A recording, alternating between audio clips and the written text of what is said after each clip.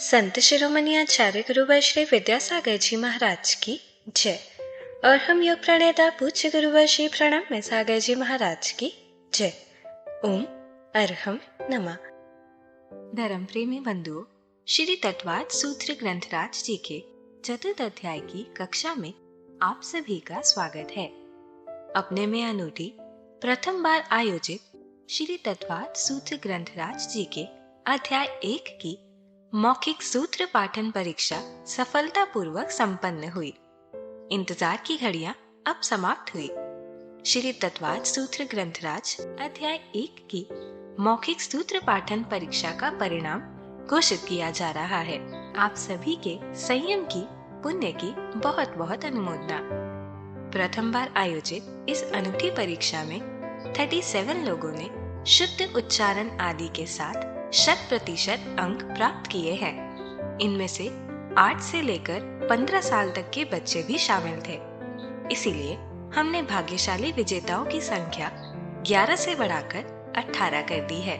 तनिष्क जैन मध्य प्रदेश, काव्या कोठारी महाराष्ट्र, वरुण जैन राजस्थान, आरोही मोदी मध्य प्रदेश, अजीता जैन महाराष्ट्र, आदित्य मोदी छत्तीसगढ़, सचिन अरुण लाल जैन महाराष्ट्र, रूपक हुमेद महाराष्ट्र, श्रद्धा जैन दिल्ली, शाश्वत शदुल मेहता महाराष्ट्र, नीतू जैन दिल्ली। बच्चों में सोहा पीयूष शाह 8 वर्ष की उम्र महाराष्ट्र, विवान जैन 9 वर्ष की उम्र राजस्थान, मुनीश जैन 9 वर्ष की उम्र महाराष्ट्र, मिताक्ष जैन 9 वर्ष की उम्र दिल्ली, लाभधी जैन 9 वर्ष की उम्र तेलंगाना, आजब जैन 11 वर्ष की उम्र उत्तर प्रदेश, महल मोदी 15 वर्ष की उम्र मध्य प्रदेश। सभी विजेताओं को हार्दिक शुभकामनाएं। आप सभी के पुण्य की बहुत बहुत अनुमोदना। द्वितीय अध्याय की मौखिक सूत्र पाठन परीक्षा की दिनांक 14 से लेकर 28 फरवरी तक होना निश्चित हुई है। जो किसी भी कारणवश अध्याय 1 की परीक्षा नहीं दे पाए थे, इस बार द्वितीय अध्याय के साथ दे सकते हैं। द्वितीय अध्याय की मौखिक सूत्र पाठन परीक्षा देने के लिए दिए गए लिंक पर जाएं। go.arham.yoga/सूत्रपाठ2 इस लिंक पर जाकर आज ही रजिस्ट्रेशन करें या QR कोड को स्कैन करें। रजिस्ट्रेशन फॉर्म को भरने की अंतिम तिथि 31 जनवरी 2023 है। आप अपने परिवार के छोटे बड़े सभी सदस्यों और मित्रजनों को भी यह परीक्षा देने के लिए प्रेरित करें। 11 लकी विजेताओं को मिलेंगे अरहम गुरुकुलम चांदी के सिक्के और 15 साल तक के सभी बच्चों को विशेष प्रोत्साहन पुरस्कार। तो चलिए हर घर के गुरुकुल में मुनिश्री के सपने को साकार करने के लिए अध्याय 4 में सर्वज्ञ देव द्वारा बताए गए जैन भूगोल में देवों की व्यवस्था का अध्ययन करेंगे, जो हमारे मोक्ष मार्ग को और भी सुदृढ़ बनाएगा।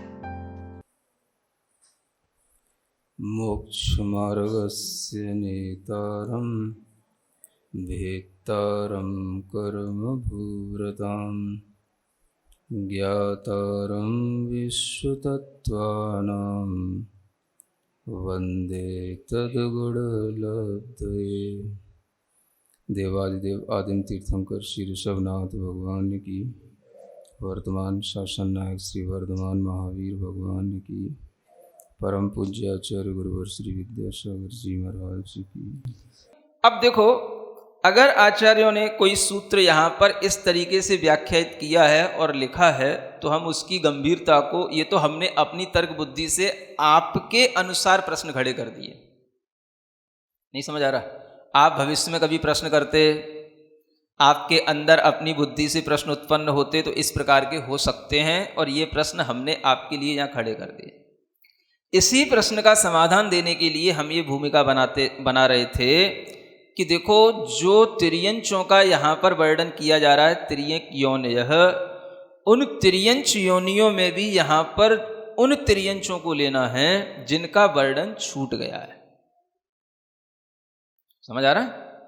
यानी कि हमने बड़े बड़े तिर्यंचों की बात तो बहुत कर ली है, विकलत्रय की है ना, पंचेंद्रियों की, बड़े बड़े स्वयंभू रमण समुद्र में रहने वाले मगरमच्छों की, है ना, लेकिन हमने जो अत्यंत सूक्ष्म त्रियंच हैं उनकी बात नहीं की।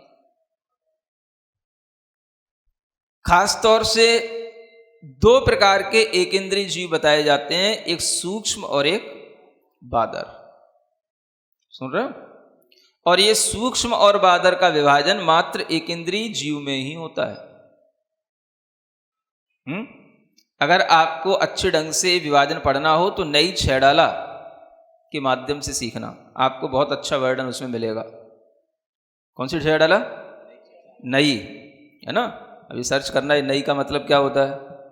तो जो पुरानी है उसमें ये सब वर्णन नहीं है, जो नई छैडाला है उसमें ये सब वर्णन है। बादर सूक्ष्म भेद से जीव, एक इंद्रिय तेजानीव, इस तरीके का वर्णन उसके अंदर है कि एक इंद्रिय जीव जो हैं वो बादर और सूक्ष्म के भेद से दो प्रकार के होते हैं। बाकी के सब जीव जो है बादर ही होते हैं, सूक्ष्म नहीं होते हैं। सुन रहे हो? भले ही वो आपको चलते फिरते दिखाई दें, आप उन्हें सूक्ष्म कहते हो, बड़े कम हमको दिखाई देते हैं, या उनकी बहुत छोटी सी अवगाहना है इस कारण से हम उन्हें सूक्ष्म कहते हैं, लेकिन सिद्धांत की दृष्टि से वो कोई सूक्ष्म जीव नहीं होते हैं। क्योंकि जो चल फिर रहे हैं, जो आपको चलते हुए दिखाई दे रहे हैं, वो नियम से बादर ही होते हैं।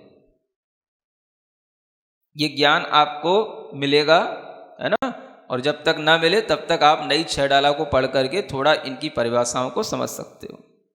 कौन सी छैडाला? नई छैडाला, है ना। पूछना किसी से ये नई छैडाला का जन्म कहाँ हो गया, है ना, ये नई छैडाला कहाँ मिलेगी, कौन की लिखी हुई है, हो सकता है आपको जानकारी मिल जाए। तो इस तरीके की जानकारी लेकर के फिर आप उससे ज्ञान अर्जित करने की कोशिश करना। पहली ढाल में बहुत अच्छा ज्ञान उसमें दिया हुआ है, लब्धि अपर्याप्तकों का ज्ञान बहुत अच्छा दिया हुआ है। आपको पता पड़ेगा कि लब्धि अपर्याप्तक जीव कहाँ कहाँ किन किन इंद्रियों के साथ भी होते हैं, है ना। तो ऐसी विशेषताओं के साथ में यहाँ पर ये जो सूत्र आया है ये उन्हीं जीवों के लिए आया है जो जीव तीन लोक में ही हैं, और इस तीन लोक में रहते हुए भी हमने बड़े बड़े जीवों का तो सबका बखान कर लिया, लेकिन फिर भी वो जीव छूट जाते हैं जिनकी चर्चा हमने अभी नहीं की। वो कहाँ रहते हैं? जीवों के नाम तो लिए हमने दूसरे अध्याय में, पृथ्वी व्यप तेजो वायु वनस्पति स्थावरा। जीवों के ज्ञान तो हमने सबको दिए, लेकिन लोक में उनका स्थान कहाँ है, लोक में वो रहते कहाँ हैं? क्योंकि अभी लोक विज्ञान में क्या बताया जा रहा है, कौन जीव कहाँ रहते हैं, देव कहाँ रहते हैं, नारकी कहाँ रहते हैं, मनुष्य कहाँ रहते हैं, और त्रियंच कहाँ रहते हैं। अगर हम तीसरे अध्याय से केवल देखें त्रियंच कहाँ रहते हैं, तो हमें मनुष्य की संगति वाले त्रियंच तो मिल जाएंगे, उनका ज्ञान तो हो जाता है कि जो मनुष्य के साथ रह रहे हैं उनका तो उत्सर्पणी अवसर्पणी के साथ में उनकी आयु आदि कम हो रही, घट रही, ये हो रहा वो हो रहा। लेकिन कुछ ऐसे भी त्रियंच हैं जिनका मनुष्यों से कोई लेना देना नहीं, जिनका उत्सर्पणी अवसर्पणी से कोई लेना देना नहीं, जिनका कहना चाहिए काल परिवर्तन से भी कोई लेना देना नहीं, और वह हमेशा इस लोक में रहते हैं। समझ आ रहा है? छठवां काल अंत को प्राप्त होगा, सब यहां पर समाप्त हो जाएगा, कोई जीव नहीं मिलेंगे, है ना। फिर भी वो त्रियंच जीव यहां होंगे। समझ में आ रहा है? यहां पर उन्हीं त्रियंचों की बात है, ये सूत्र की गंभीरता है ना। और यहां पर लिखने का प्रयोजन यह है कि जब हम लोक विज्ञान बता रहे हैं कि लोक में कौन जीव कहाँ हैं, तो हमें उन जीवों के बारे में ही बचाना है जो छूट गए हैं, उनके बारे में नहीं बता रहे। शेष त्रियंच योनि के जीव, वो जीव कहाँ हैं, तो उनके लिए बताया जा रहा है कि जो मनुष्यों के साथ रहने वाले त्रियंच हैं उनको छोड़ दो, उपपाद जन्म वाले और जो जीव हैं वहां पर भी जो कोई भी उनके साथ में भी कोई अगर त्रियंच योनि के जीव रहते हो उनको भी छोड़ दो। समझ आ रहा है? क्योंकि बहुत सारे व्यंतरों के साथ में भी आपको त्रियंच योनि के जीव उन्हीं स्थानों पर रहते हुए मिल जाएंगे, उनको भी छोड़ दो। जो किसी के साथ नहीं रहते फिर भी वो लोक में हैं, उन जीवों का स्थान कहाँ? तो आचार्य कहते हैं अब हमने इतना आपको 7 राजू नीचे का वर्णन किया, 7 राजू ऊपर का वर्णन किया और पूरा हमने मध्य लोक में 1 राजू विस्तार का वर्णन किया। अब इसमें जो जगह फिर भी आपको खाली दिखाई दे रही है, समझ आ रहा है? असंख्यात असंख्यात योजन आपको ऊपर लेकर के गए और फिर वहाँ पर भी विमान हैं, तो विमानों में भी ऊंचाइयाँ हैं, आपके ये जो हॉल हैं, मकान हैं, इनमें भी ऊंचाइयाँ हैं। इन सब स्थानों में जहाँ पर कि अभी आपको खाली स्थान दिखाई दे रहा है, यहाँ पर भी जीव हैं और ये सब जीवों से भरा हुआ स्थान है। इन सब जीवों के लिए यहाँ पर कहा जा रहा है तिर्यक योनयः।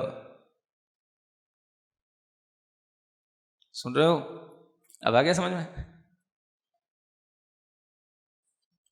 सूक्ष्म या बादर, एक इंद्रिय जीव हमेशा हर जगह पर रहा करते हैं, समझ आ रहा?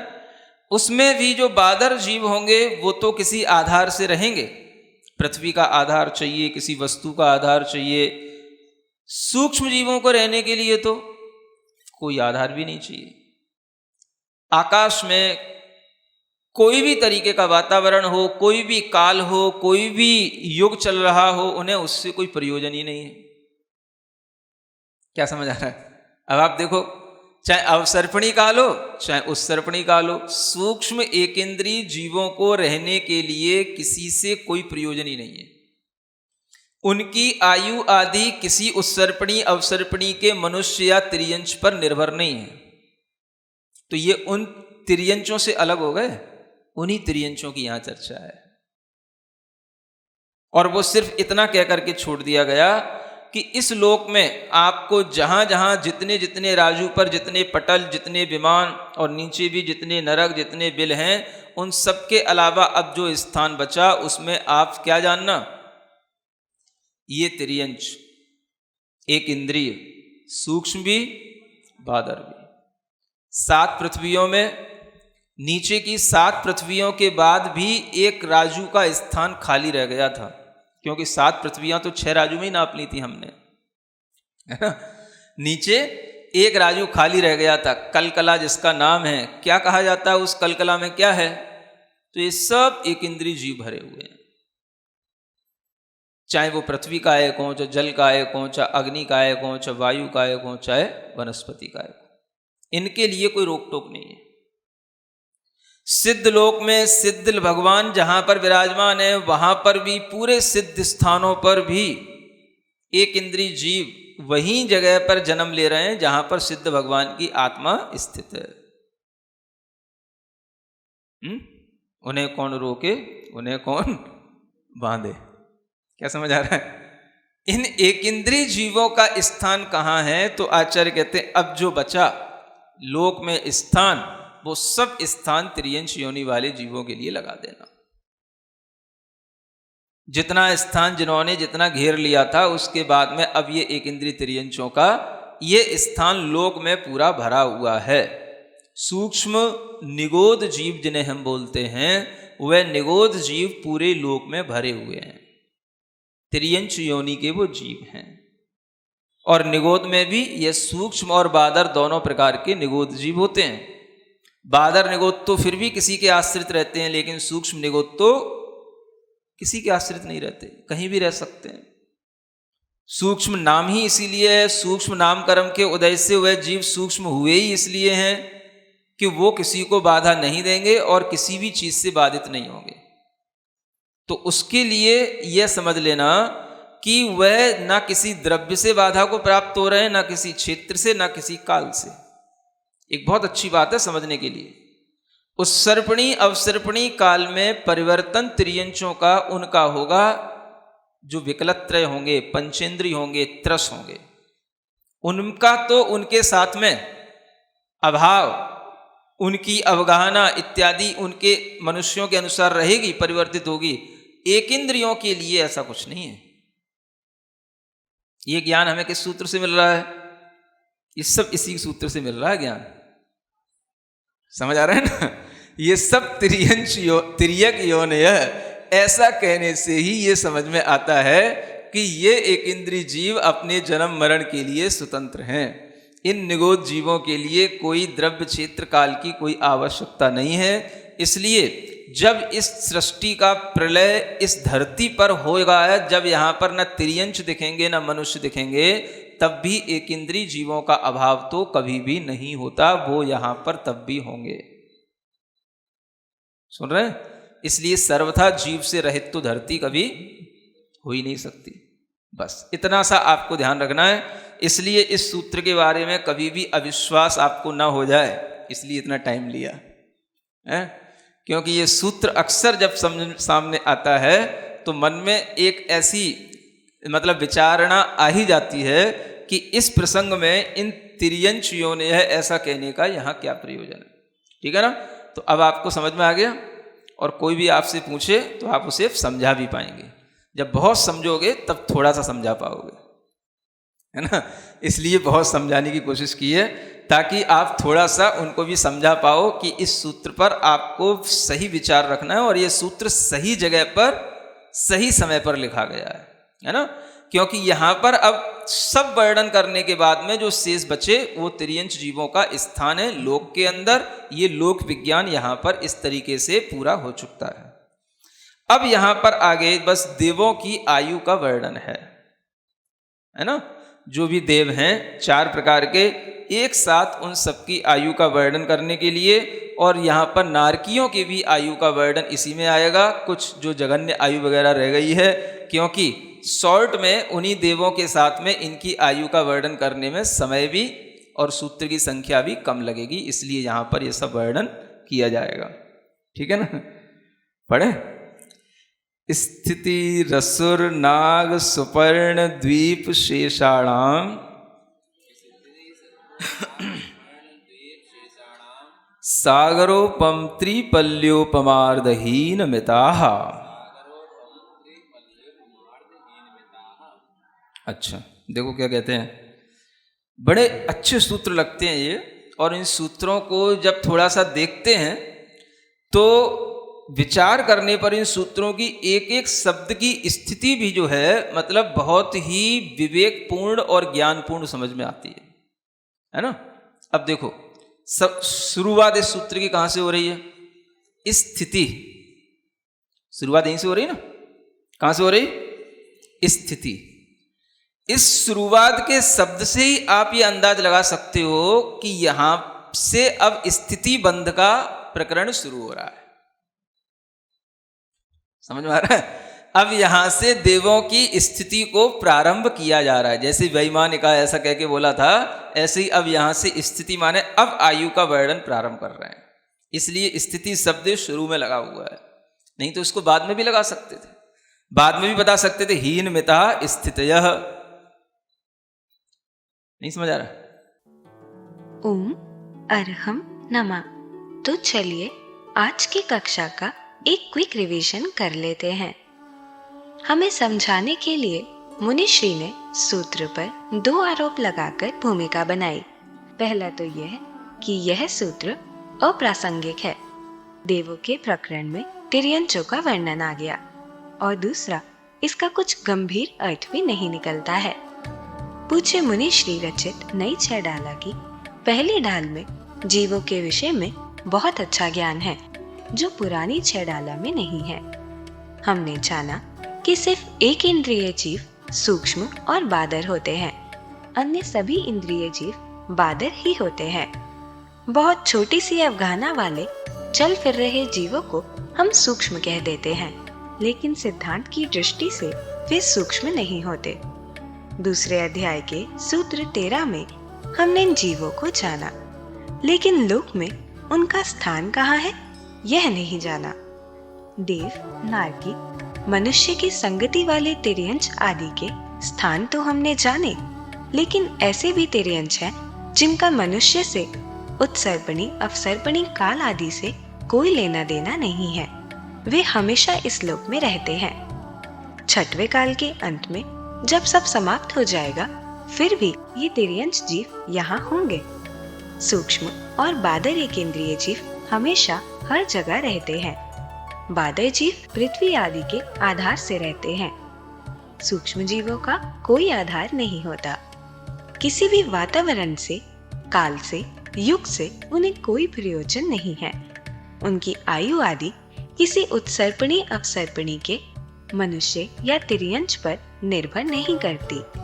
आचार्य कहते हैं कि 3 लोक के वर्णन में विमानों आदि में असंख्यात योजनों के खाली स्थान हैं। विमानों की, मकानों आदि की ऊंचाइयां हैं। 7 पृथ्वियों में नीचे एक राजू की कलकला भूमि है। इन सब खाली स्थानों में जीव भरे हुए हैं। लोक में पटल, विमान, बिल आदि जिनका वर्णन हो गया है, उसके अतिरिक्त सभी बचे हुए स्थान में ये सूक्ष्म और बादर एक इंद्रिय तिर्यंच जीव रहते हैं। ये पृथ्वी का एक, जल का एक, अग्नि का एक, वायु का एक और वनस्पति का एक हो सकते हैं। सिद्ध लोक में जहाँ सिद्ध भगवान विराजमान हैं, वहाँ पर भी एक इंद्रिय जीव जन्म ले रहे हैं। इन्हें हम सूक्ष्म और बादर निगोद जीव भी कहते हैं। सूक्ष्म नामकरण के उदय से सूक्ष्म निगोद जीव किसी भी द्रव्य, क्षेत्र, काल से न बाधित होते हैं और न बाधा करते हैं। इसीलिए ये अपने जन्म मरण के लिए स्वतंत्र हैं। जब इस धरती पर प्रलय होगा और यहाँ तिर्यंच और मनुष्य का अभाव होगा, इन एक इंद्रिय जीवों का अभाव नहीं होगा। अतः ये धरती सर्वथा जीव रहित नहीं होगी। यह सूत्र सही जगह पर, सही समय पर लिखा गया है, क्योंकि सबका वर्णन करने के बाद में लोक के अंदर जो शेष बचा वो तिर्यंच जीवों का स्थान है। आगे आचार्य महाराज ने 4 निकाय के देवों की आयु और नारकियों की जगन्य आयु का वर्णन कम से कम सूत्र और समय में किया है। सूत्र 28 में स्थित शब्द से शुरुआत कर सूत्रकार ने आयु का वर्णन प्रारंभ किया है। तो चलिए अब हम सभी जिनवाणी स्तुति करते हैं और तत्पश्चात समय होगा आज के सवाल का।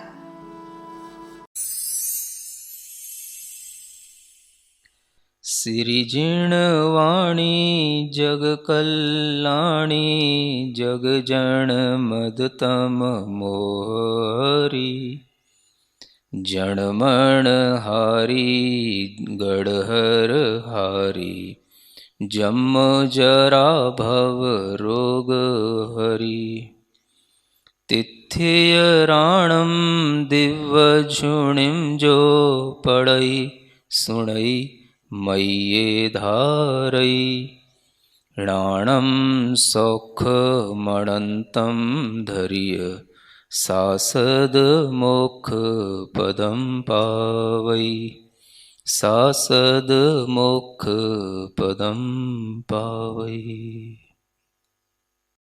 अब समय है आज के प्रतियोगिता प्रश्न में भाग लेकर आकर्षक पुरस्कार जीतने का। आप अपने फोन को QR कोड स्कैन करने के लिए तैयार रखें या लिंक पर जाएं। आप अपना उत्तर चुनकर हमें कल दोपहर 2 बजे तक भेज सकते हैं। 3 भाग्यशाली विजेताओं को मिलेंगे आकर्षक पुरस्कार। विजेताओं के नाम इसी कार्यक्रम श्रृंखला में हर रविवार को घोषित किए जाएंगे। साथ ही सभी प्रश्नों के सही उत्तर भी बताए जाएंगे। आज का सवाल है, सूक्ष्म जीव कौन से होते हैं? एक इंद्रिय, द्विइंद्रिय, त्रिइंद्रिय, तीनों। अध्याय 4 की कक्षा 28 के आज के सवाल का सही उत्तर है तिर्यंच। अगर आप किसी कारणवश कोड को स्कैन न कर पाए हो तो आप क्लास की वेबसाइट पर जाकर उन्हें अटेम्प्ट कर सकते हैं या दिए गए लिंक और QR कोड को स्कैन कर सकते हैं।